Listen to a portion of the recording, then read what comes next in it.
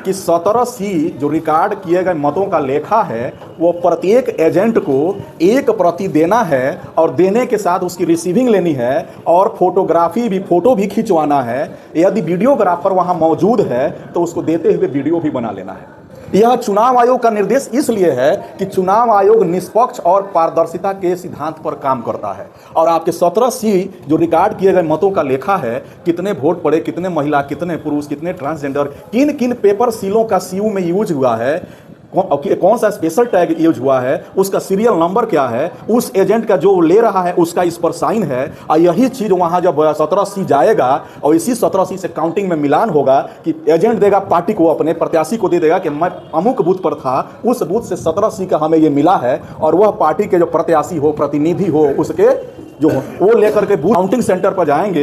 यह सीयू वहां पर आएगा और इसको खोलने से पहले, लाख तोड़ने से पहले वो 17C प्रस्तुत होगा और उस पर सीरियल नंबर देखा जाएगा। उस एजेंट का जो उस पर साइन हुआ वो भी मिलान किया जाएगा कि इस पेपर सील पर, स्पेशल टैग पर जो एजेंट ने साइन किया है वही पेपर सील है कि बदला हुआ है। यदि बदला हुआ है तो मतलब सील तोड़ करके कुछ गलत काम किया गया है। तो चुनाव आयोग इसलिए इस पर सख्ती से जोर देता है कि 17C देना ही देना है। इसमें आप यह कह ही नहीं सकते कि हम उसको नहीं दिए, चाहे वो नहीं लिया, चाहे वो चला गया, चाहे हम भूल गए। इफ बट वाला सवाल नहीं, देना ही देना है।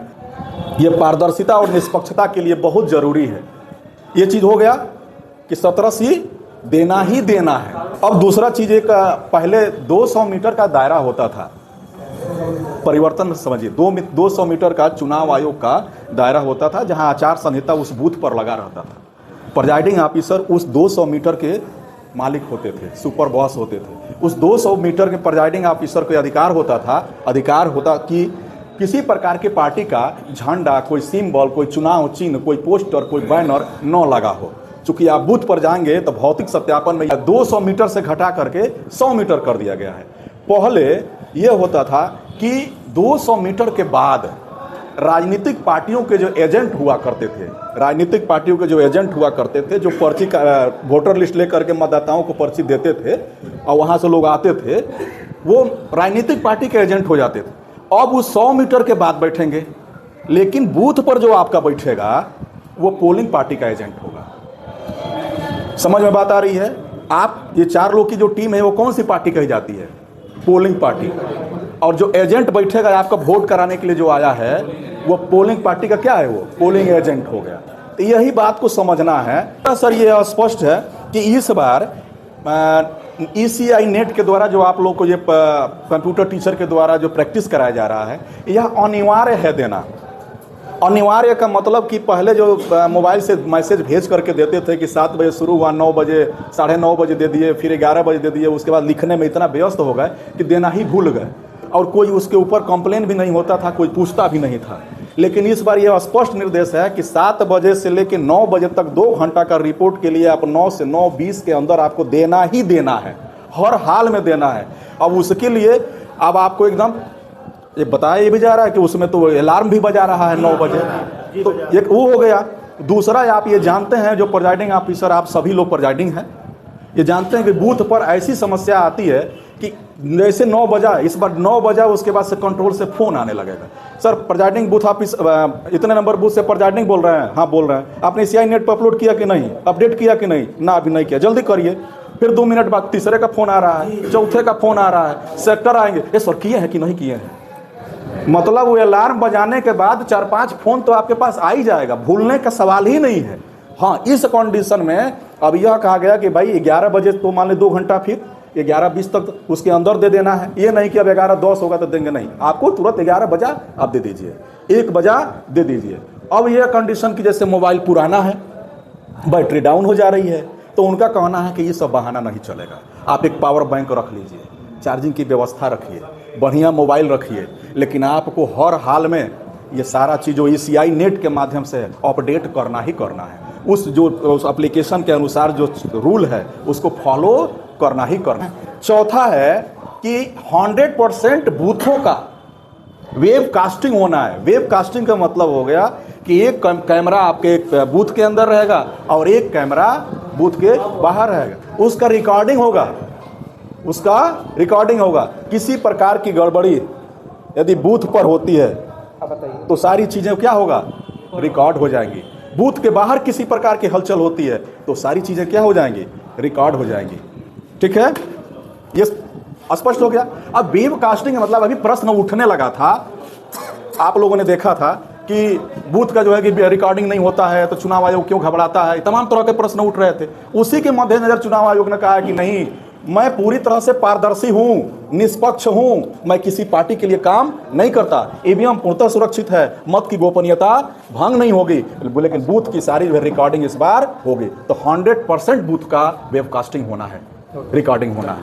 ये हो गया चेंजिंग, बता रहे। इसके बाद सर एक और चेंजिंग है कि मोबाइल जो है कि मूलभूत आवश्यकताओं में है, बिना मोबाइल के कोई रह नहीं रहा है और बिना मोबाइल का किसी का काम चल भी नहीं पाएगा, ये फैक्ट है। तो चुनाव आयोग ने कहा कि तमाम मतदाता जाते हैं और जो है कि मोबाइल लेके जाते हैं, उनको समस्या होती है, वहाँ कई तरह की दिक्कतें होती हैं, मोबाइल नहीं रख पाते हैं। तो इस बार वो कहा, चुनाव आयोग ने कहा कि हम एक बाहर बूथ के बाहर व्यवस्था कर देंगे, एक वॉलंटियर लगा देंगे और वहाँ जो है कि एक मोबाइल जो मतदाता आएगा अपना मोबाइल जमा करेगा और जाएगा वोट देगा और वोट दे करके आएगा और अपना मोबाइल लेकर के चला जाएगा। आपको सिर्फ इतना ध्यान रखना है कि बूथ के अंदर कोई मतदाता मोबाइल लेकर के न जाए, नहीं पॉकेट में रखा है। आप स्पष्ट निर्देश सिक्योरिटी गार्ड को दे दें कि कोई मोबाइल लेकर मतदाता नहीं आना चाहिए, आप इस चीज को जांच कर लेंगे।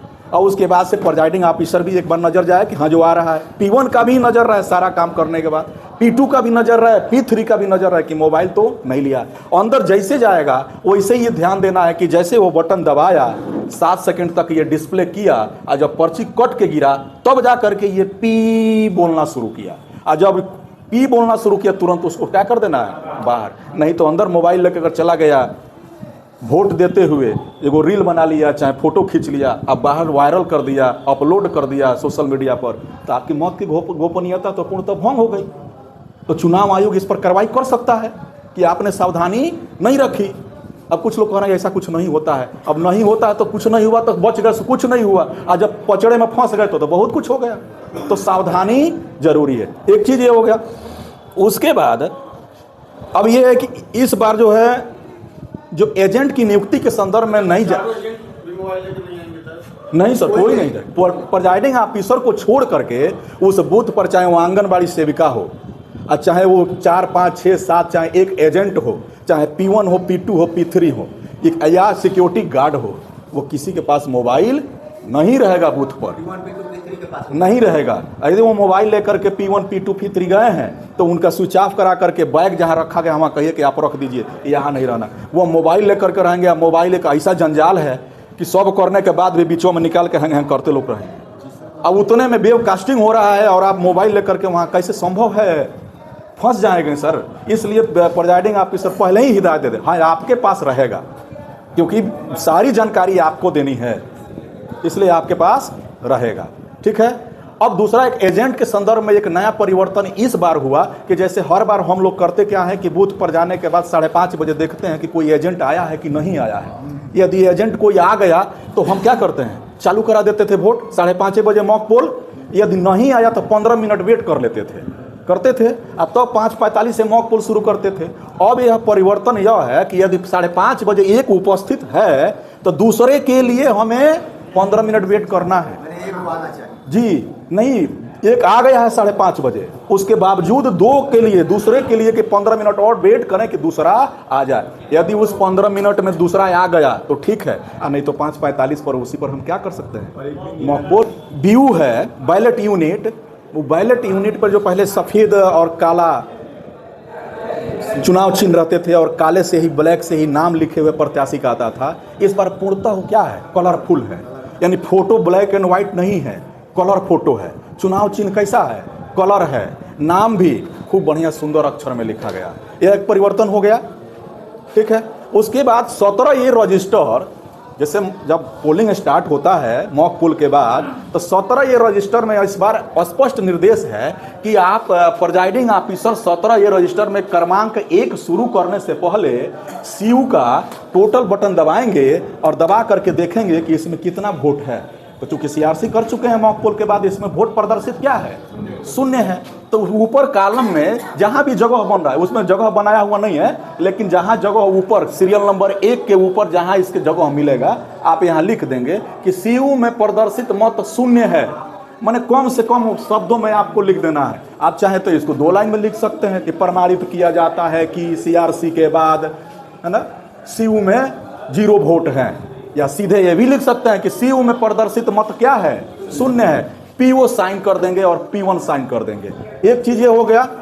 अंत में 17A रजिस्टर जो P2 के पास है, अंत में लिख देना है कि क्रमांक, जितना क्रमांक का वोट, मान लीजिए 421 क्रमांक तक वोट पड़ा, तो क्रमांक 421 मतदाता सूची क्रमांक, वो जितना दूसरे कॉलम का है मतदाता, ये सूची क्रमांक जितना भी है, मान लीजिए 210, तो सरल क्रमांक 421, मतदाता सूची क्रमांक 210 के मतदाता ने अंतिम मतदाता के रूप में वोट किया, मतदान संपन्न किया जाता है। वहां क्लोज, वहां P2 साइन करेंगे। P2 को साइन कहां हो रहा है, यहां जहां मतदान संपन्न हो रहा है। तो ये चीजें जरूरी है कि आप इस चीज को ध्यान में रखेंगे। प्रिजाइडिंग ऑफिसर P2 को देने के पहले आप उस रजिस्टर को पहले ऊपर ये आश्वस्त होकर के जरूर लिख देना है। और